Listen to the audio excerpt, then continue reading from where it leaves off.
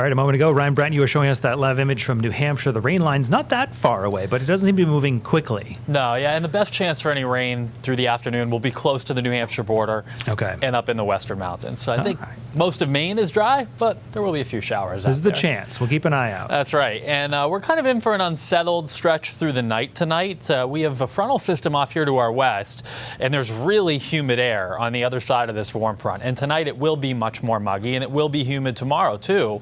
But it's a short period of time because as soon as this cold front comes by, we get into drier weather really and less humid weather for the rest of the week. Satellite and radar are showing a bunch of little complexes of storms, a lot of rain falling down around New York City and Connecticut.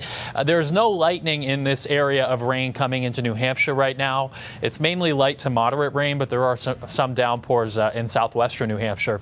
So you can tell by the loop of this, it's moving to the north and northeast, which means the Mount Washington Valley, Berlin, perhaps the western mountains getting into a little rain this afternoon. And there probably is some that makes it into southern Maine too, but it doesn't look like a whole lot out of that. Temps right now very pleasant outside. This is cooler than average for the time of year, but still nice, 70 to 75 in most spots. The dew points have come up a little bit. We have a gusty wind out of the south that's starting to usher in some of that muggier air. So through the afternoon, if you're on the mid-coast and down east or northern Maine, I think you're dry until tonight. There's a chance for a few showers to the west, especially with that area coming in from New Hampshire.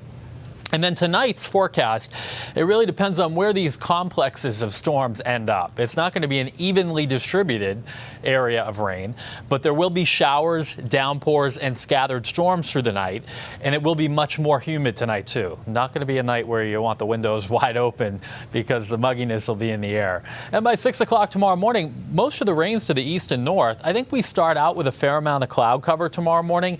But if we get some sunshine through the middle of the day, it'll warm up into the 80s where we see the sun. Unlikely to do that on the down east coast, by the way. You'll stay in more cloud cover.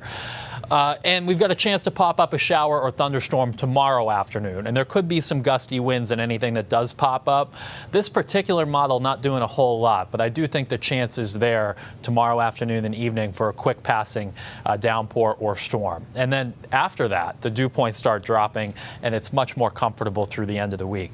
This is just one computer model, but you can see what I mean by the rain not being evenly distributed. This is hinting at down east with the best chance for more than an inch from some repeated downpours, but there are some just offshore too. So if this were to come north, we could even get some heavier rain into southern Maine overnight tonight.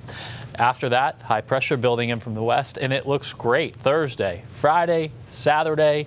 Nice low humidity. We'll probably roll that right into Sunday as well. Here's a look at the dew point trend. Again, it's sticky out there today, and I think especially tonight into tomorrow, the dew points are in the upper 60s to near 70, and then it's back to comfortable stuff for the weekend. Seas 2 to 3 feet, the wind gusty out of the south, 15 to 25 knots. A small craft advisory is up through tomorrow. After tomorrow, we get into that great stretch of weather and notice the overnight lows generally in the 50s. So it's going to be another stretch where we can give the AC a break. And this is during what's usually about the hottest period of the summer. And we're going to be right around, if not a little bit below average temperature-wise. But it'll feel pretty pleasant because during the hottest time of the year, Brian, below average is still warm. Right. And we can still enjoy it. Right. That is all good all around. Ryan, thanks so much. You're welcome.